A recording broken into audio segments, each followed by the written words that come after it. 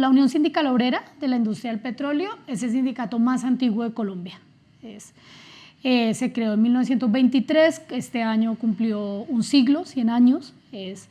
un sindicato que fue creado en la clandestinidad porque pues, en esa época en la que la industria petrolera estaba en manos de multinacionales, aquí cuando se empezó a explotar petróleo, realmente lo explotaban empresas extranjeras. Precisamente Ecopetrol se crea posterior a la USO porque la USO, una de las demandas de la USO como organización sindical es la creación de la Empresa Nacional de Petróleos. Nosotros decimos esto y es muy cierto, y la USO es la mamá de Ecopetrol, la empresa más importante, más rentable y valga decir más poderosa del país, es hija de un sindicato, esa es la verdad. Y bueno, pues sí, no somos el segundo más grande, el más grande del país son los profesores, es FECODE,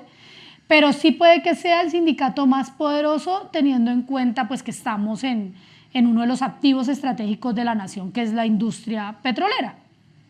En 1991 se crea la Comisión Nacional de Derechos Humanos. Esto es muy importante porque ninguna organización sindical del país tiene Comisión Nacional de Derechos Humanos. Todas las organizaciones en sus cargos directivos tienen Secretaría de Derechos Humanos, pero nosotros tenemos una estructura propia financiada por la empresa que se llama la Comisión Nacional de Derechos Humanos, que está compuesta por 4 delegados del sindicato y 2 de la empresa. ¿Por qué se crea en el 91 la comisión? Por el número de agresiones que estaba padeciendo el sindicato, precisamente porque una línea de acción de la USO ha sido siempre el trabajo con los territorios. Nosotros no solo defendemos los derechos de los y las obreras, que son nuestros afiliados y nuestras afiliadas, sino que defendemos los territorios, donde llega la industria a impactar, a generar deuda social, a generar división social. Nosotros estamos haciendo un acompañamiento y obviamente esto le ha costado la vida hasta ahorita, año 2023, a 127 dirigentes de la USO.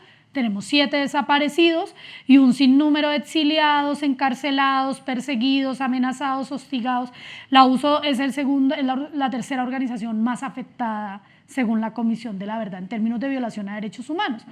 Entonces, en el 91 estábamos haciendo el tránsito para lograr que se hablara de derechos humanos dentro de la industria petrolera. En una convención colectiva, es decir, un triunfo de la organización sindical, se crea la Comisión Nacional de Derechos Humanos. Yo trabajo en la USO hace 13 años, trabajo en el área nacional de derechos humanos, yo acompaño al secretario nacional de derechos humanos, pero también a la Comisión Nacional de Derechos Humanos. ¿Qué hacemos nosotros? Estamos en los territorios. A mí me ha tocado representar los detenidos en el marco de protesta social de la organización sindical, algunas personas que no son directamente de la organización sindical, pero que están en los territorios y hacen puente de apoyo a la organización sindical cuando son judicializados por protesta, también los representamos.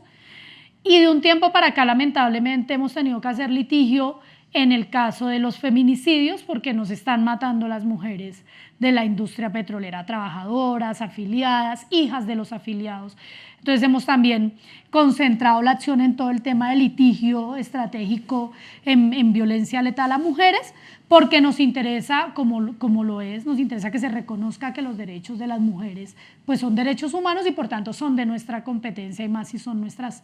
afiliadas. Ahí es donde concentramos la mayor cantidad de trabajo jurídico, pero también hacemos formación en territorios, es decir, llevábamos talleres de derechos humanos de muy alto nivel a los territorios, a las lideresas sociales, hacemos un diplomado que se da con la Universidad Nacional, que es grandísimo y de un nivel académico altísimo en derechos humanos y se le regala a la dirigencia sindical para que tenga herramientas reales de defensa en los territorios.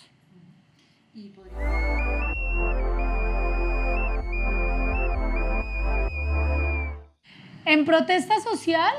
digamos que hay un caso que es icónico en este país y es el campo petrolero más grande de Colombia está en Campo Rubiales, que eso es jurisdicción del municipio de Puerto Gaitán Meta. Ese campo lo tenía una canadiense, una multinacional canadiense que se llamaba Pacific Rubiales Energy. Cuando nosotros como USO empezamos a hacer el proceso de transitar para que se diera la reversión del campo a la nación, es decir, que dejara de estar en manos de la petrolera y pasara a ser de la nación de Ecopetrol, de la petrolera canadiense, se genera un conflicto en el territorio impresionante que terminó con la desafiliación obligatoria, porque Pacific lo exigió a los trabajadores, de 3.001 afiliados. nosotros como organización sindical de un día para otro perdimos 3.001 afiliados en Rubiales.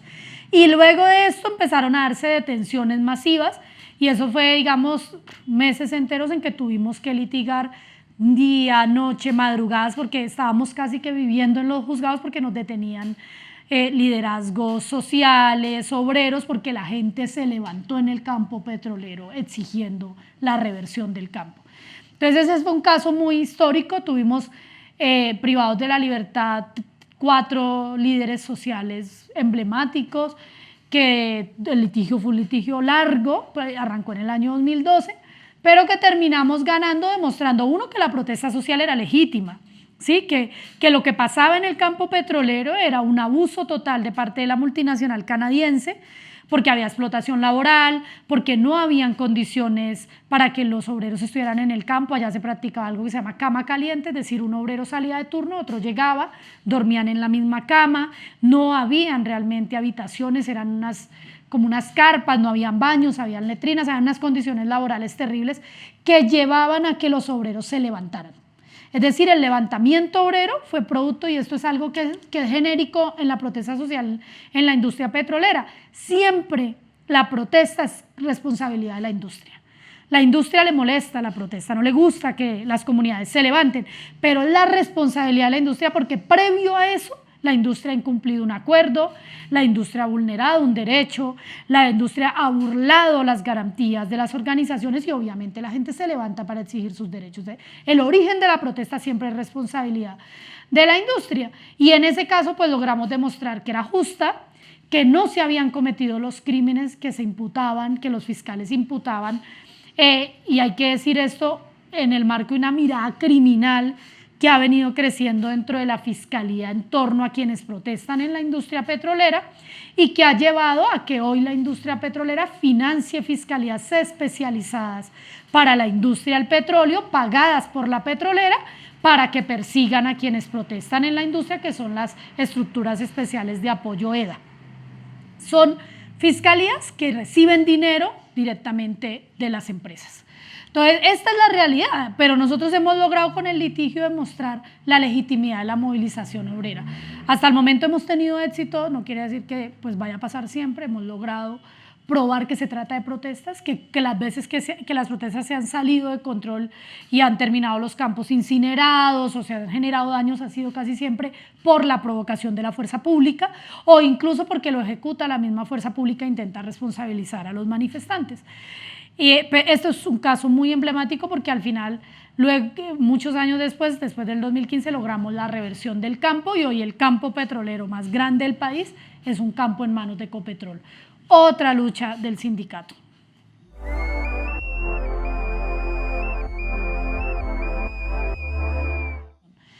Pero hay algo que sí hay que precisar, la USO está con este gobierno, es decir, la USO hizo campaña porque subiese el gobierno de Petro y Francia Márquez y la USO apuesta porque se puedan implementar las reformas que el gobierno está impulsando.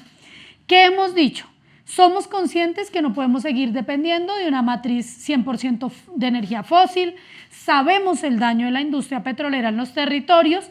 y le hemos dicho al gobierno nacional, hagamos transición e involucre el sindicato en esa transición, involucre a la clase obrera, porque tampoco, imagínense a nosotros como organización sindical, decirle a los trabajadores, bueno, a partir de mañana no hay industria petrolera, todo el mundo sin trabajo, tenemos 30.000 afiliados.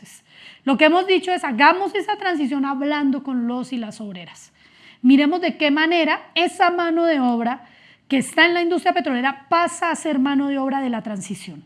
a estos proyectos que Petro ha presentado precisamente para cambiar la concentración que hay en la industria petrolera, por ejemplo, el tema de los paneles solares, el tema de la energía eólica. ¿Cómo hacemos para garantizar que esa mano de obra esté también ocupada en ese proceso de transición? Eso es algo que apenas se está hablando, pero digamos que somos conscientes que es una apuesta del gobierno, apostamos por ello, pero pues estamos pidiendo que nos incluyan en ese debate.